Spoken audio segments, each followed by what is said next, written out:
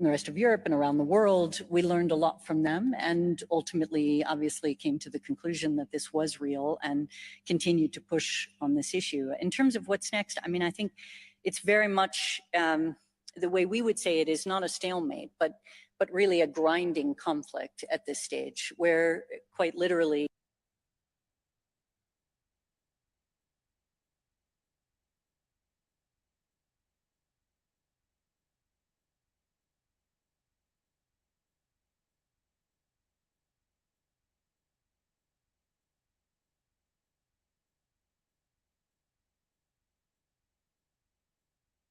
I think some just brutal fighting on the front lines in this space. But I do think in many ways, and you know, my Ukrainian colleagues, Deputy Prime Minister and others will have a better sense of this, but I think from our perspective, both militaries obviously have challenges. It will be extremely important for Ukraine to receive essentially military assistance and economic assistance moving forward in order for them to be able to continue to manage what they have been heroically doing. And on the Russian side, we see also significant challenges: ammunition, supplies, morale, exhaustion, some dysfunction in the leadership and so on, things that are, I think, making it more difficult for the Russian military as well.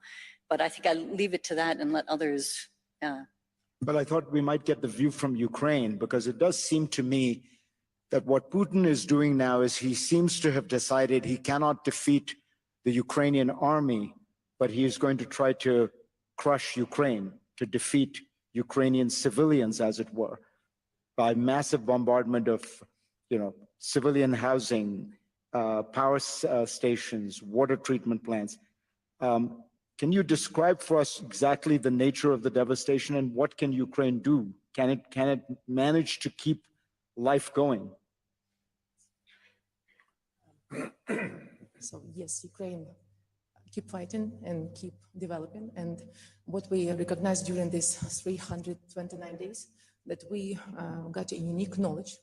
And I think that you feel it, that we can, our army train to use military technology very quickly. We know how to use military tech on a battlefield, and we want to use this knowledge and we want to share this knowledge with the global world. As I think that is unique experience for Ukrainians, as we can maintain energy grid under the constant missiles attack. Our teacher provided a lesson for the children despite of the shelling. You know, our trains come in time 96%. And I think that it's unique knowledge, and I think that this knowledge can share with the global world, as global world will require the new skills. And Ukrainians during this war, I agree that it's another perspective and it's another look at the wartime, but still we can offer to the world new skills and new Ukrainians that are born in Ukraine right now. So that's why I think that it's something we can offer to the world, and something that can attract foreign investment today, even during the wartime. So we are very grateful for the IFIs that provide us with financial aid last year, and President Zelensky noticed, and it helped us to keep macro-financial stability. But what we do next, we need to start this early recovery. And of course, we're not able, like a developed country, to provide some incentives for companies, but we're able to provide this new energy, we're able to provide these new skills that we get through this 329 days of the wartime. President Duda, it seems, it is striking to me how strong the West has been, and other parts of the world as well, in supporting Ukraine. Do you think that the response is strong enough? And more importantly, what everybody worries about is will it stay strong? Robert Gates and Condoleezza Rice wrote an article recently in which they said Putin's goal, his strategy, is that he will outlast the West. The West may be strong now, but it will start splintering as an energy crisis happen, as financial crises happen. Do you worry about that? First of all, I would like to thank you for your invitation, me to sit here with in such a distinguished group of the participants of that panel, and with the Deputy Prime Minister of Ukraine, and in this very room with the First Lady of Ukraine, Olena Zelenska. Olena, thank you for coming.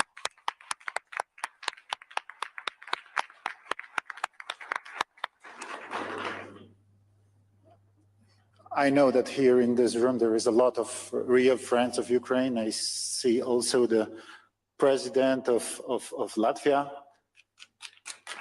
Egils Levits. Egils, thank you for coming.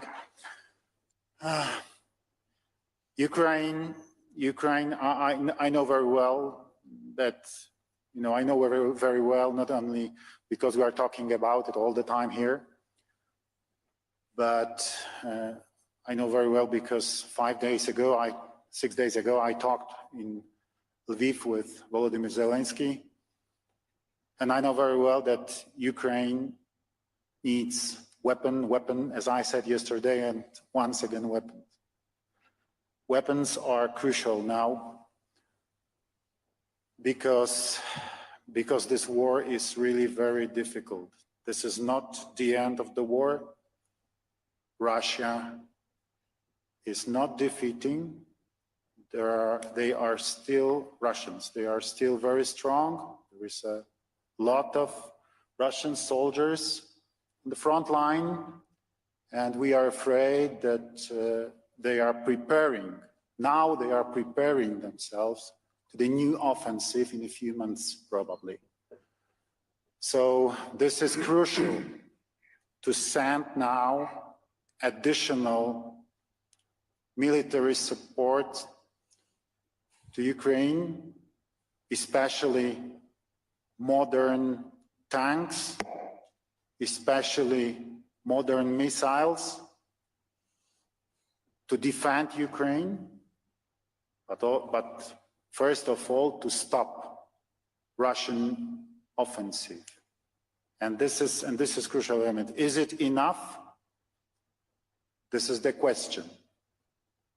I'm afraid it's not. That this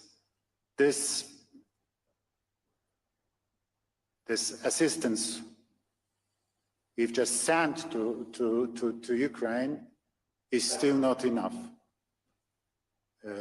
Ukraine needs more our efforts, needs more our aid, and we should mobilize ourselves to help them, because the situation is really difficult.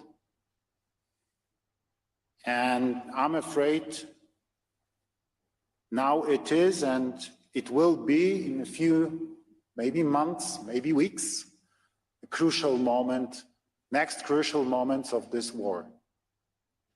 And this moment will answer for the question, will Ukraine survive or not? I am a neighbor of Ukraine. I'm a president of Poland. Poland is, as you know, member of NATO and member of European Union. We understand Ukrainians. We know that they really want to be members of the Western society, members of the Western political community, members of the Western security zone, security area. So they want to be members of European Union, they want to be members of NATO, but first of all, they have to survive. They have to maintain their country, they have to maintain their sovereignty, they have to remain free, and now this is crucial, we have to help them. They want to have democracy, and we are members of democratic countries. So for us, this voice of Ukrainian society, should be crucial. Is to be part of the European, real European society and part of the North Atlantic society. We should hear them. We should listen their voice. Thank you.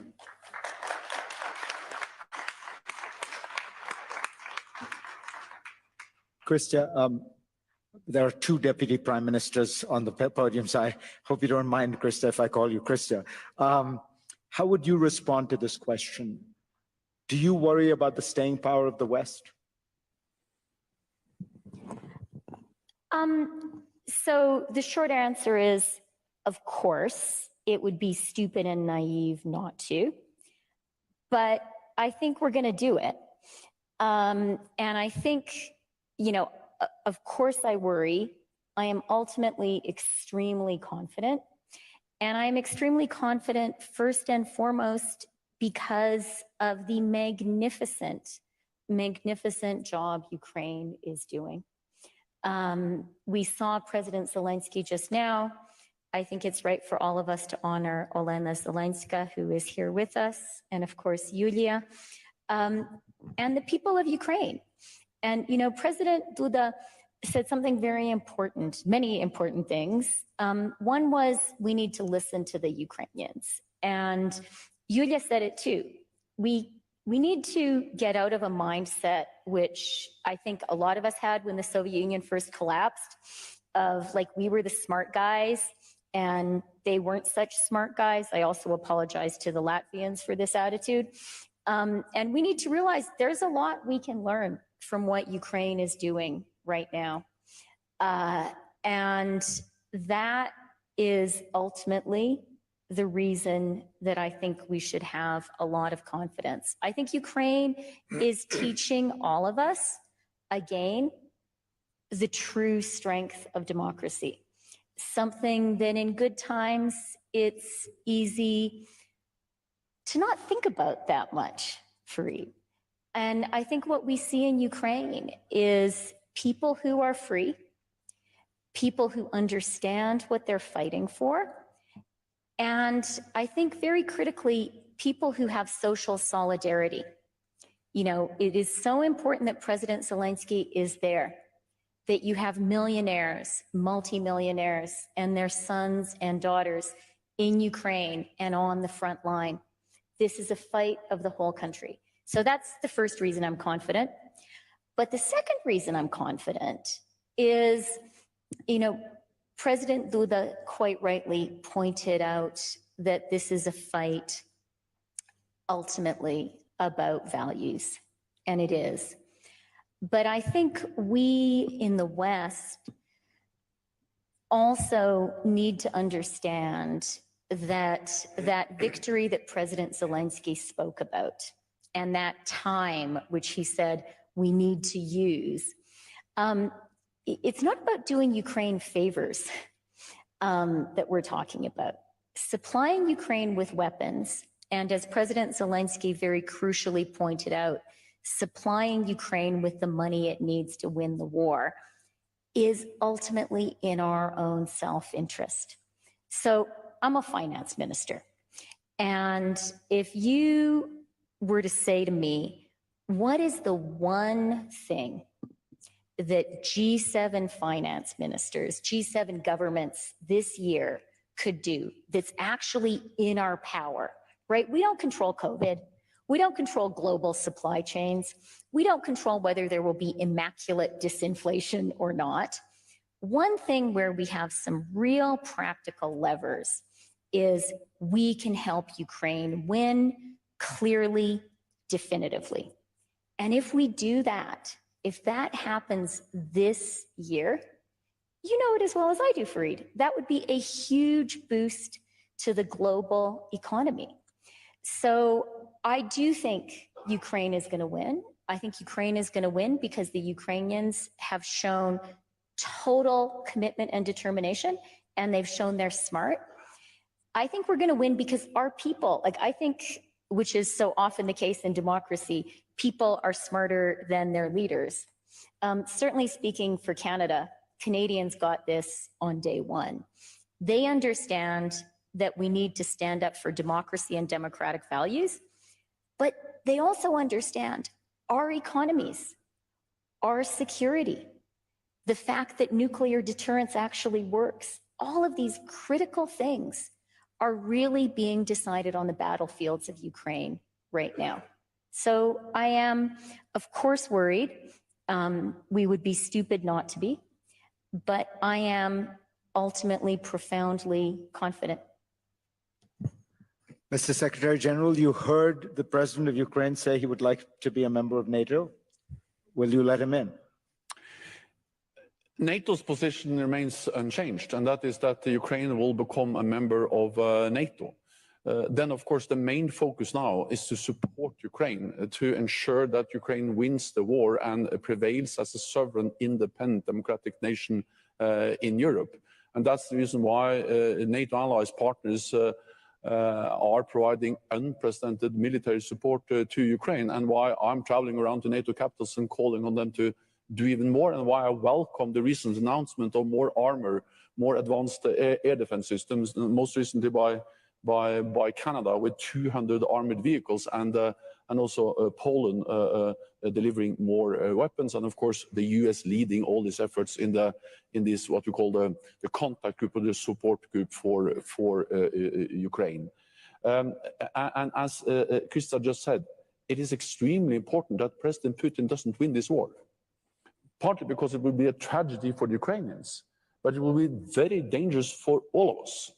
Because then the message to authoritarian leaders, not only to Putin, but also other authoritarian leaders, is that when they use brutal force, when they violate international law, they achieve what they want. And that will be a very bad and dangerous lesson. It will make the world more dangerous and us more vulnerable. And that's the reason why if we want a negotiated peaceful solution to the war in Ukraine, we need to provide military support to Ukraine. That's the only way. Weapons, they are the way to peace, and that may sound like a paradox, but the only way to have a negotiated agreement is to convince President Putin that he will not win on the battlefield. He has to sit down and negotiate. Nobody knows how this war will end. Most likely, it will end around the negotiating table. What we do know is that what happens around that negotiating table is totally dependent on the strength of the battlefield. And if we want Ukraine to prevail, then they need the military strength. Then let me add one more thing, and that is that we are all encouraged, inspired, we admire the Ukrainian people, the Ukrainian political leadership, the Ukrainian armed forces. At the same time, I think it's very dangerous to underestimate Russia. They have mobilized 200,000 more troops. President Putin has demonstrated a will to just sacrifice thousands and thousands of young Russian soldiers. They are now acquiring more and more weapons, reaching out to other authoritarian regimes, including Iran, and they are planning new offensives.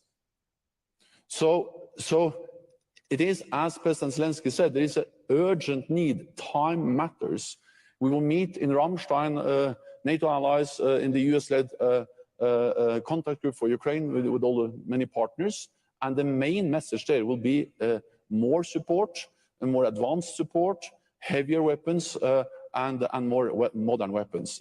Because this is a fight for our values, this is a fight for democracy, and we just have to prove that democracy wins over tyranny and oppression.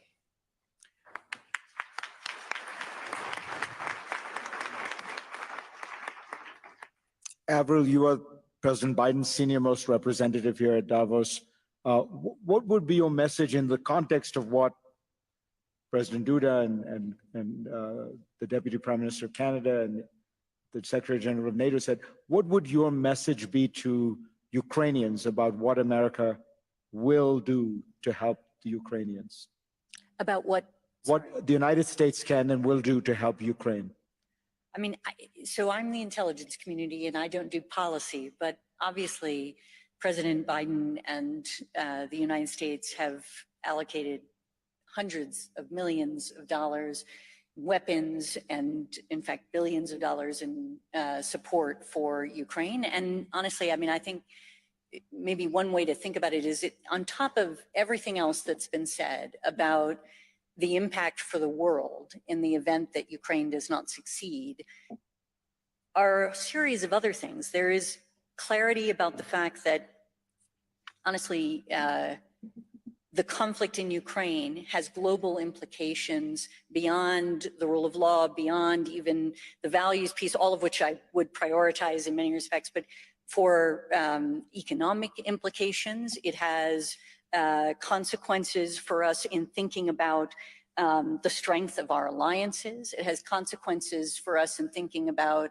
how it is that we're going to manage crises in the future, where we have actors that violate the rule of law and the charter and the order that we have set up. It also has consequences from a proliferation perspective, which is to say that the nuclear saber rattling that Russia has done is another message that's been sent to other countries in this context. I think there are many who are watching what happens in Ukraine, and it will affect how they address conflicts in the future. So I think there's just no question that it is in all of our interests to support Ukraine as much as possible. I think Deputy Prime Minister of Canada said it exactly right, which is to say that yes, we do want to support Ukraine for Ukraine because we're watching what they're going through and we want to be there for them, and the heroic actions that they've taken are extraordinary, but we're not doing it just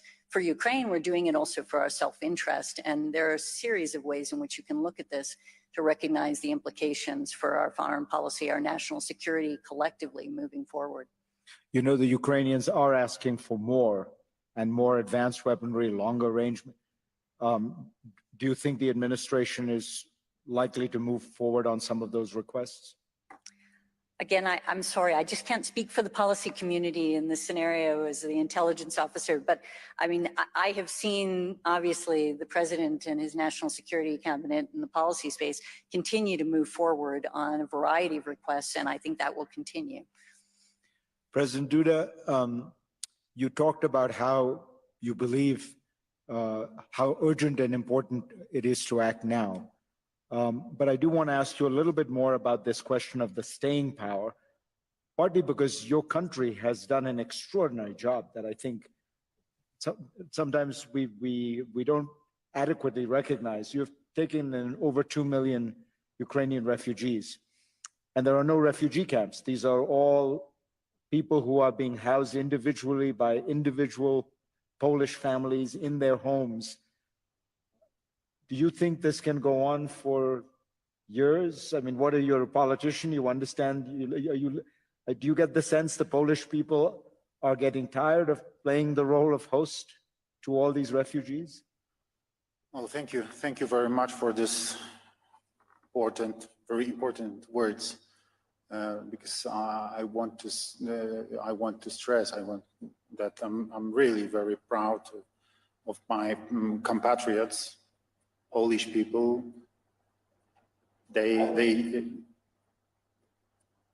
didn't need any encouragement to go to the borders to help Ukrainian refugees. We call them Ukrainian guests because they are our neighbors and guests. They are in very difficult situation, but we fully understand that if there is anything we can do for defenders of Ukraine, for Ukrainian heroes who defend Ukraine every day, for those fathers, brothers and sons, we should protect their families, their wives, their children, their sisters, carry on them, and we are trying to do our best. As a neighbors, and this is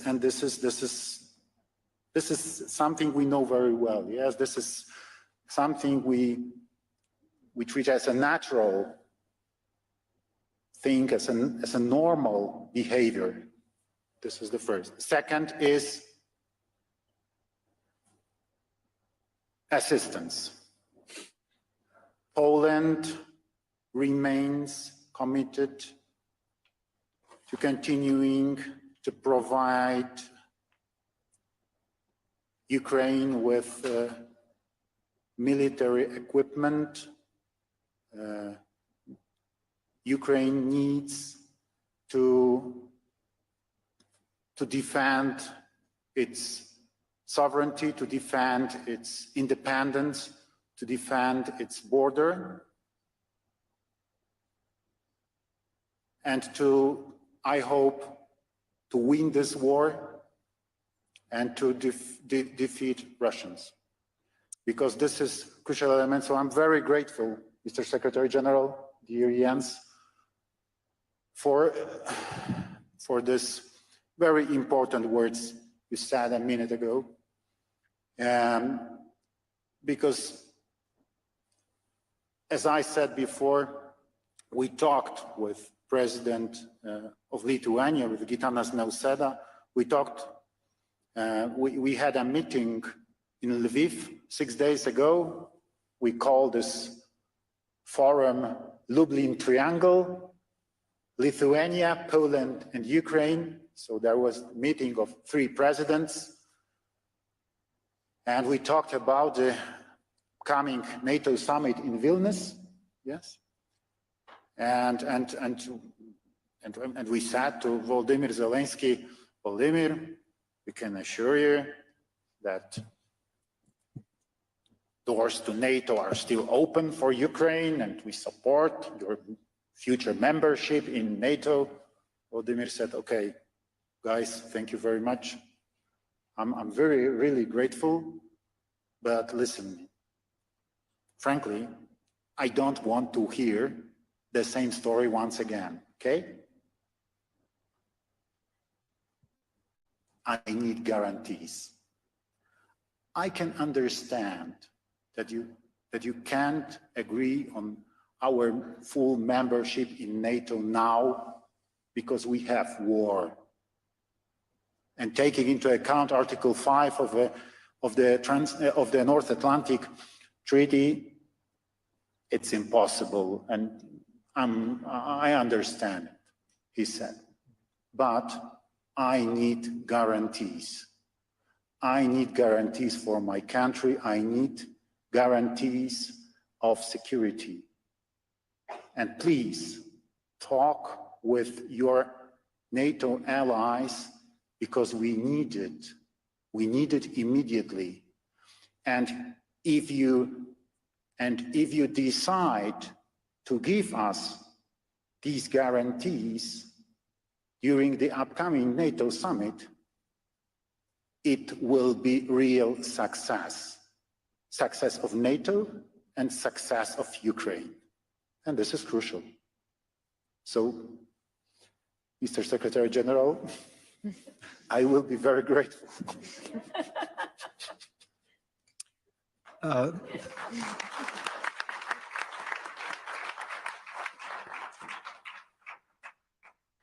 Yulia, can I ask you to give us a sense of I mean, you must have given some thought to what will it cost to rebuild Ukraine?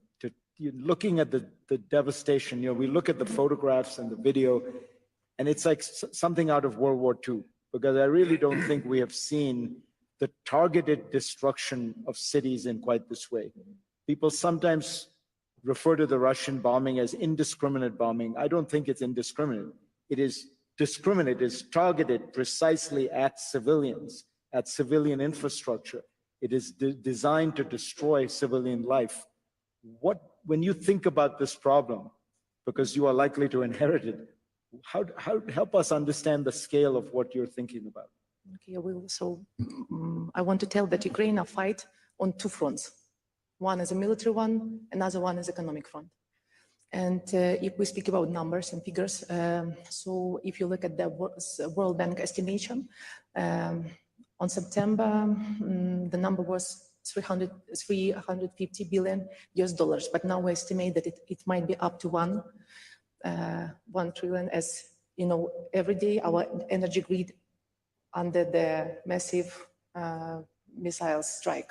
So every day we get another damages. That's why it's so important to find a way to supply us weapons, to give us guarantees, to help us, and with contribution, that is contribution to the victory, for the victory, to find a way how to obtain the victory, get the victory in the nearest year, this year, let's say like this.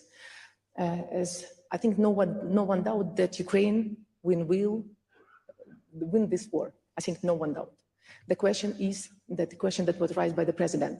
We shortage of time. That's why we need right now to collaborate with each other and to find a way how to supply us more weapon, anti-missile system, heavy weapon, tanks, just to speed up our victory. Because every day brings more damages, and it means that exactly on the second day of the victory, we will come to our allies and will ask for finance the rebuilding of Ukraine, and it will cost more than it might cost right now.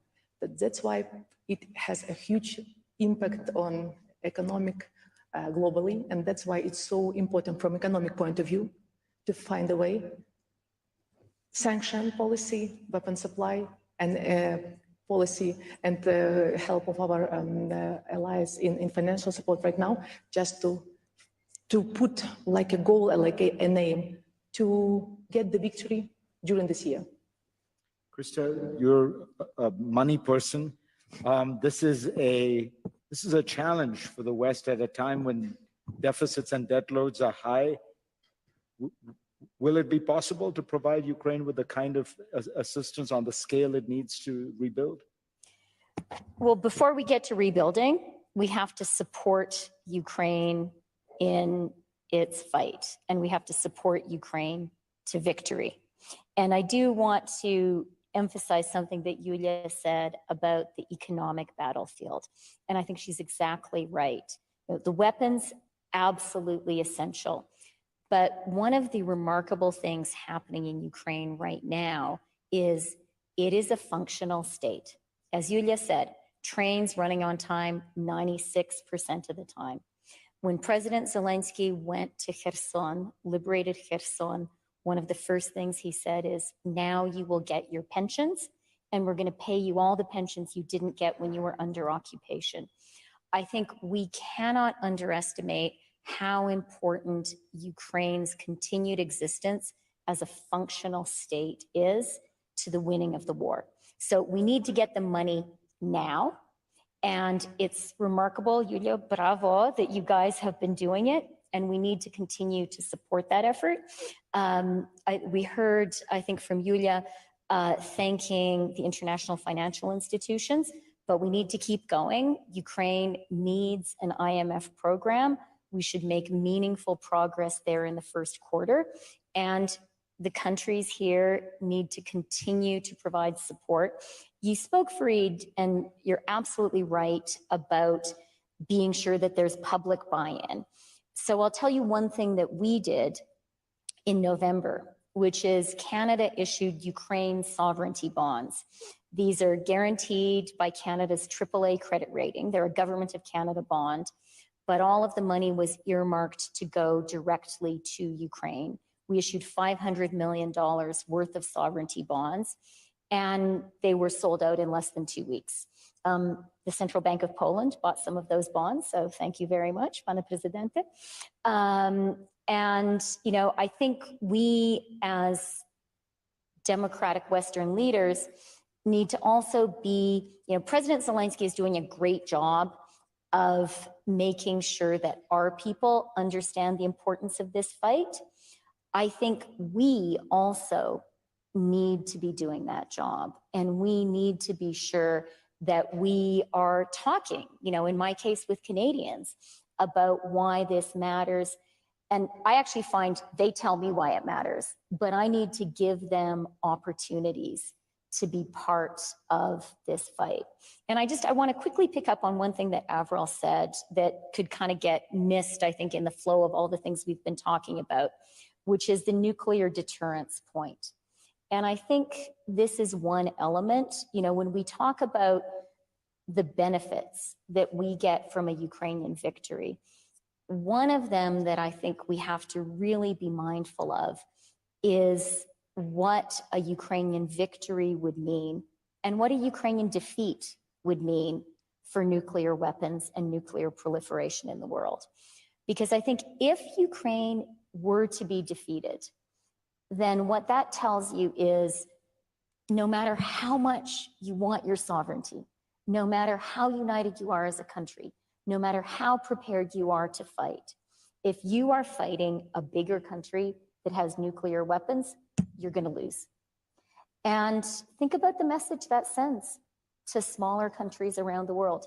I think an extremely dangerous one. And so from my perspective, that is yet another reason that in supporting Ukraine, we are supporting our own economic well-being and also our own security. Avril, let me pick up on that, but on something more specific.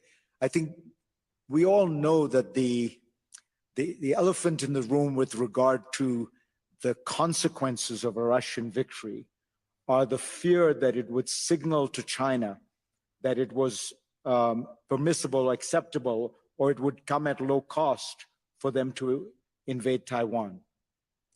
Take us through your intelligent judgment of what the effect of a Russian victory would be on China.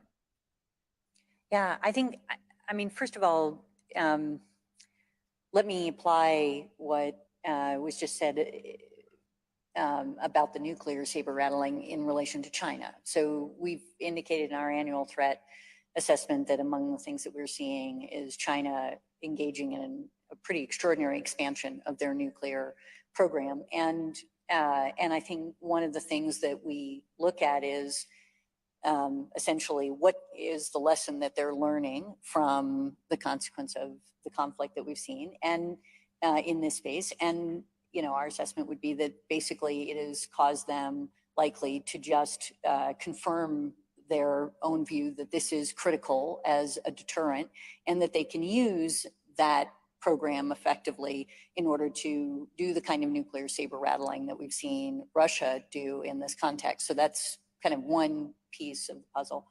Another, to your point, is that I think, first of all, we haven't seen ultimately the final chapter in effect on this. And so we can't really give you, here are all of the lessons that China has learned as a consequence of the conflict. But I think there are a couple of things that are worth highlighting. One is that I think it is likely that we exceeded their expectations in terms of our capacity to join together, you know, as an alliance of states across the world to actually counter Russia in this space. So that would be one, and particularly on the sanctions piece. And I think one of the challenges is that sanctions in the context of Russia versus China have some interesting differences, right? So if you were to enact a significant amount of sanctions vis-a-vis China, you're likely to have greater impact on China because of its integration with the world economy.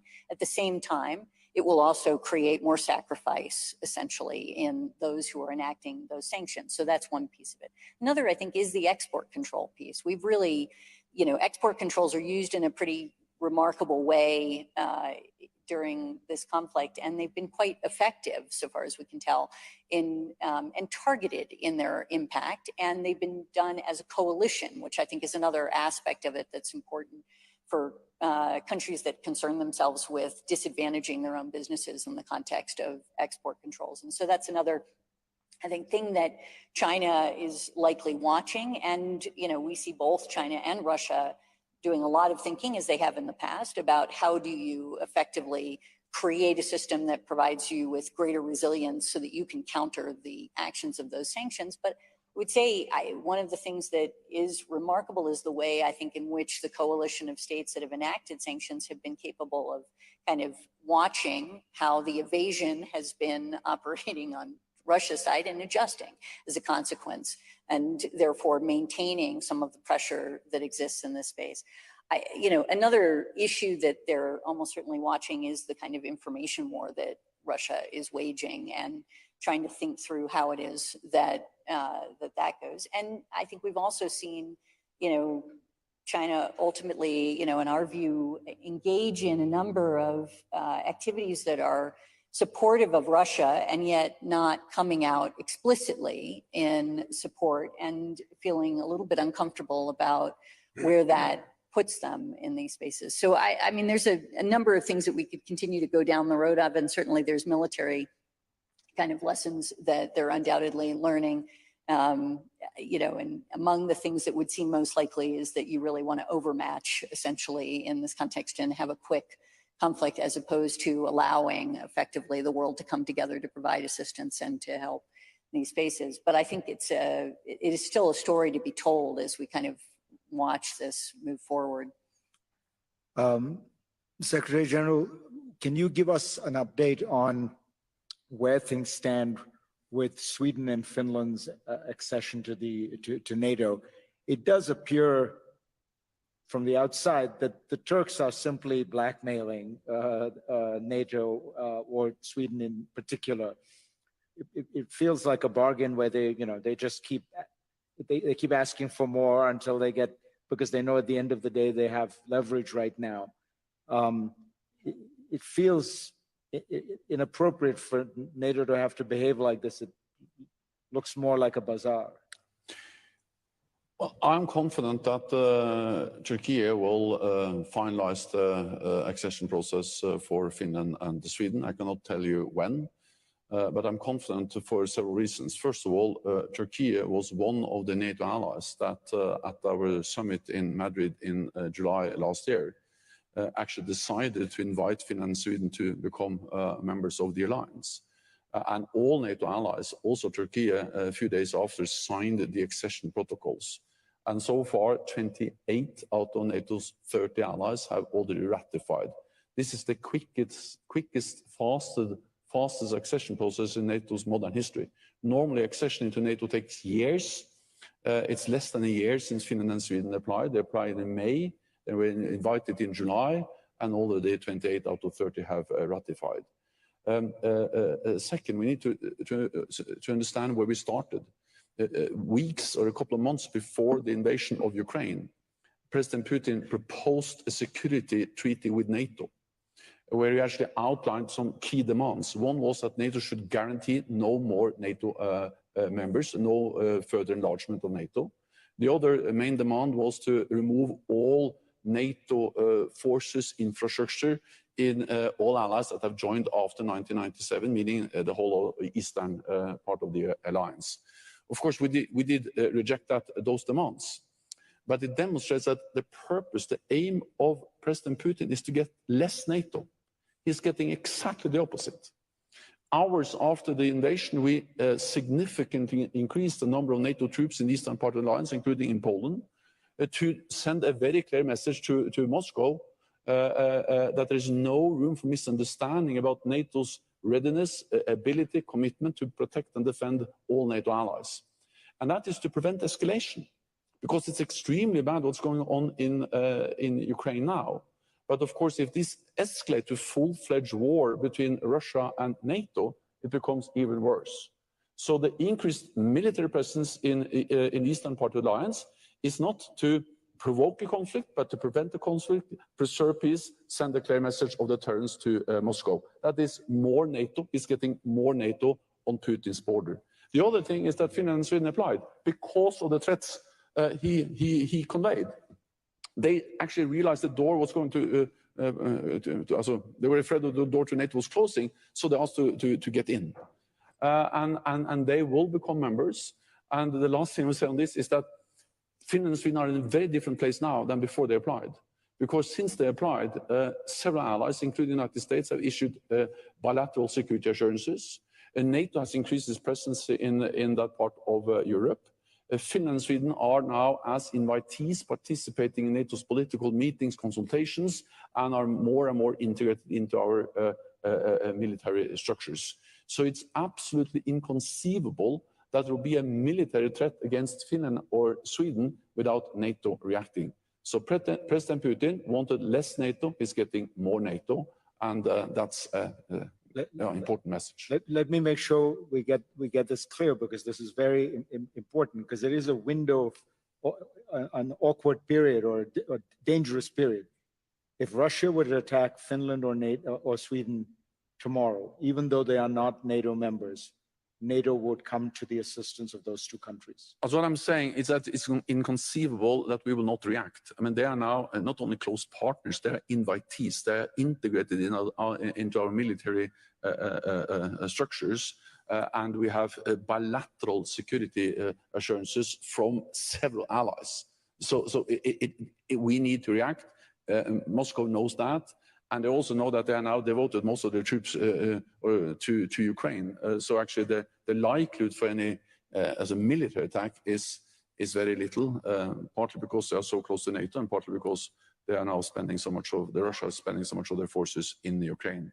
The last thing I'll say on Turkey is that Turkey has some legitimate security concerns. No other NATO ally has suffered more terrorist attacks than Turkey. PKK is regarded as a terrorist organization by NATO allies, by Finland and Sweden, long before they applied. And therefore, part of the agreement in Madrid was also to sign a joint memorandum between Turkey, Finland and Sweden to step up cooperation. For instance, lift all restrictions on arms exports. Finland and Sweden have done that already, and to work more closely in fighting terrorism. And that's actually something which is important for Turkey, but also for NATO allies. We have run out of time, but I want to ask we have a special guest in the audience, the founder of the World Economic Forum, Klaus Schwab. Klaus, is there anything you would like to ask or add at this moment?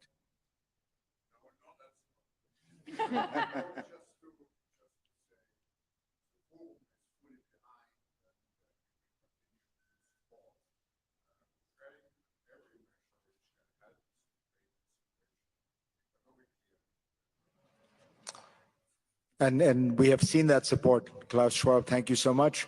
To this extraordinary panel, my thanks.